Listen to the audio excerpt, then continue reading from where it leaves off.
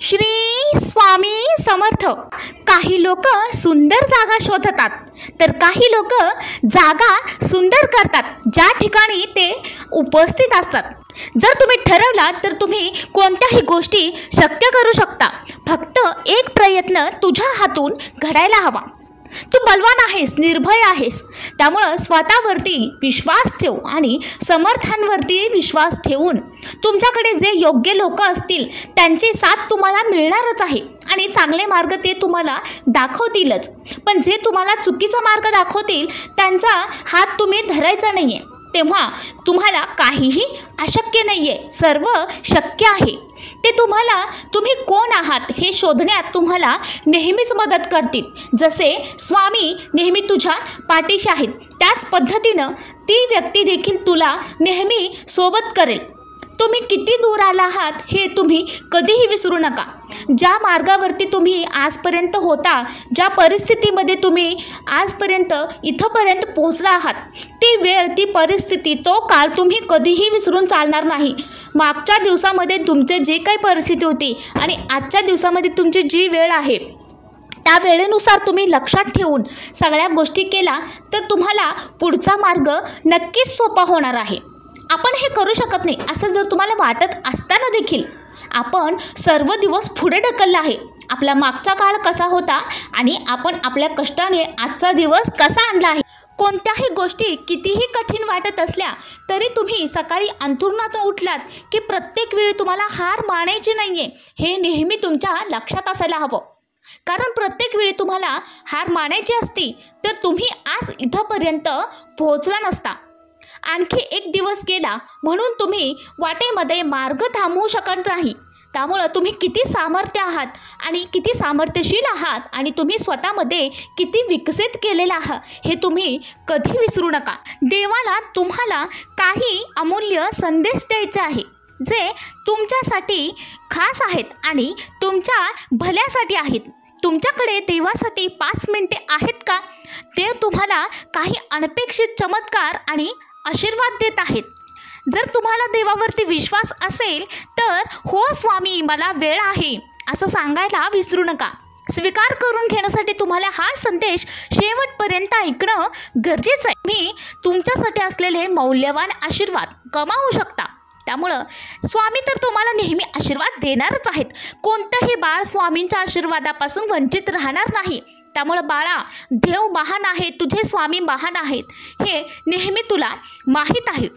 देवाची इच्छा आहे, मला आशा आहे की तुम्ही इतरांसोबत या गोष्टी नक्कीच सांगाल. देव दररोज तुमचा विचार करतो.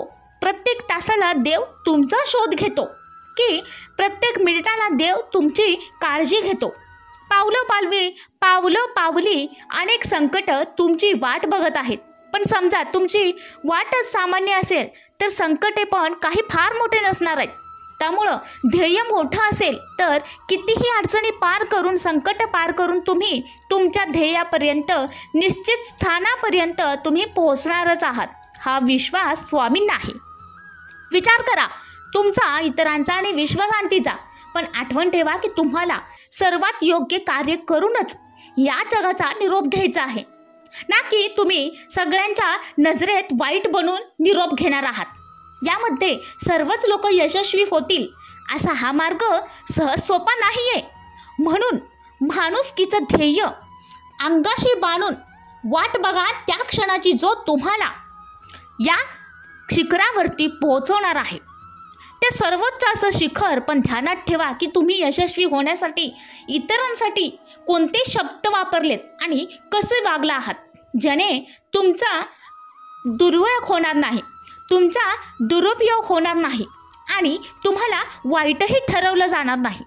त्यामुळं नेहमीच योग्य वेळ आणि योग्य ठिकाणी तुम्ही तुमच्या बुद्धीचा वापर करून संयमी ठेवून कार्य करायचं आहे, जेणेकरून आयुष्यामध्ये तुम्हाला नेहमी चांगलेच फळ मिळत राहील जे तुमच्यासाठी हितकारक आहे. ज्या गोष्टी तुम्ही ठरवलेल्या असतात त्या तुमच्या योग्यतेच्या असतात. योग्यता तुम्ही ठरवलेली नसते तर ते स्वामींनी आधीच निश्चित केलेले असते. तुम्हाला फक्त तपासून बघायचं आहे की तुमचा स्वभाव काय आहे, तुमचं कर्तृत्व काय आहे किंवा तुम्ही इतरांबद्दल कसा विचार करता. आज जरी तुमच्या मागे धावणारे पुष्कळ लोक असतील, पण पुढे जाऊन ते देखील तुमची साथ नक्कीच सोडतील. पण जर तुम्ही धनवान प्रसिद्ध असाल तर झुंडीचं काय, सारेच लोक तुमच्या मागे धावत येतील. सरते शेवटी तुम्हालाच बनवायचं आहे स्वतःचं आयुष्य. मग सगळे तुमची साथ सोडून जातील, तुम्हाला असं वागायचं आहे की सगळे तुमच्या बरोबर चालतील किंवा तुमच्या मागे येतील, अशा पद्धतीने तुम्हाला जायचं आहे. हा मार्ग सर्वस्वी तुम्हाला निवडायचा आहे. वेळ पडलं तरी इतरांची मदत घ्या, पण मदत मागायला लाजू नका.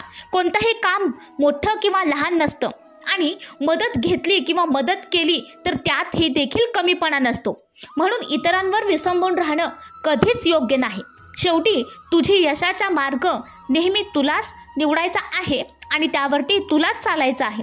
कारण बाळा, पायात काटा टोचला तर तो त्याचा त्रास आपल्यालाच होणार असतो आणि ध्येयापर्यंत निश्चित तुम्हीच पोहोचणार असता.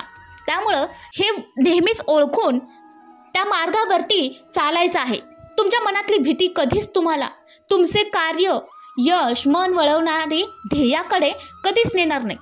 तुम्ही नकारार्थी बनवत असताना या ध्यानामध्ये वर्चस्व नेहमीच त्याचं राहतं. त्यामुळं शांत चित्त ठेवून तुम्हाला प्रथम काय खरं आहे किंवा कोणत्या मार्गावरती जायचं आहे आणि जे योग्य आहे त्याकडे तुम्हाला लक्ष केंद्रित करायचं आहे. कर्मठ, कठोर, कार्यतत्परता या गोष्टी आत्मसात करायचं आहे, तरच यश नेहमी तुमच्या पाठीशी असेल.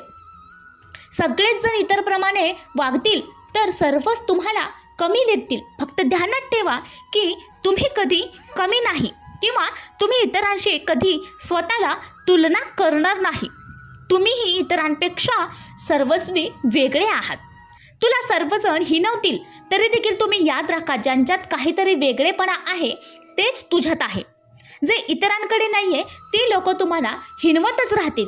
मग जगाला विस्मित करणारं कर्तृत्व अंगात तुम्ही निर्माण करायचं आहे. रोज सकाळी सूर्याच्या नवीन किरणाबरोबर तुमच्याही शरीरामध्ये नवीन शक्ती संचार करून घ्यायचे. सोनेरी किरणांचा वर्षाव बेधुंदपणे तुमच्याकडे वाहतील. मग मी लहान आहे, माझ्याने होत नाही असं कधीच म्हणू नकोस. कारण वयाने नाही तर कर्तृत्वाने मोठा हो, जे नेहमीच तुला समर्थांनी सांगितलेलं आहे. अशाच प्रकारे तुम्हाला जगायचं आहे, जिथून तुम्हाला मान मिळेल, जिथे तुम्हाला मत ठेवण्याची मुभा मिळेल. मनात नेहमी सकारात्मक विचार ठेव, तेव्हा कुठे तू या जगात स्वाभिमानाने जगू शकणार आहेस. तू कोणाच्या तरी शब्दाखाली, दबावाखाली दबला जाणार नाहीस. अशीच जगण्याची रीत बनव. कारण ज्याला जिथे आहे कर्तृत्वाची शान, तिथेच त्याला समाजात मिळत असतो नेहमीच मान. कारण जसा वाघ शिकार सोडत नाही तसा दुष्ट माणूस त्याचा मूळ स्वभाव कधीच सोडत नाही.